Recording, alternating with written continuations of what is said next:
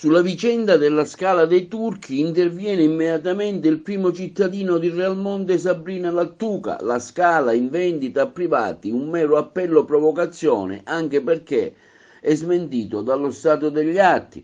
Non possiamo che considerarlo un mero appello provocazione, afferma sindaco Lattuca di Realmonte, anche perché è smentito dagli stati degli atti. Il comune di Realmonte ha già raggiunto un accordo transattivo con il dottor Sciabarrà per la definizione del contenzioso pendente, che prevedeva e prevede una serie di adempimenti in corso di esecuzione per come espressamente richiesti dalla controparte.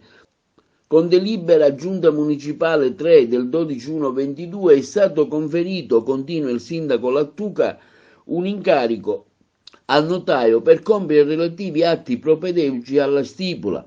Proprio venerdì scorso è intervenuta una nota interlocutoria che ha richiesto un'integrazione documentale a cui verrà dato immediato riscontro. Sia il comune di Realmonte che la regione siciliana, per quanto di rispettiva competenza, si sono adoperati in questi anni per dare risoluzione a questa vicenda e per tutelare la Scala dei Turchi per la sua valorizzazione, ma non solo gli enti che hanno dimostrato di avere a cuore questo straordinario bene, ma prima di tutto i siciliani che sono accorsi in massa a ripulire la Scala dei Turchi quando fu imbrattata.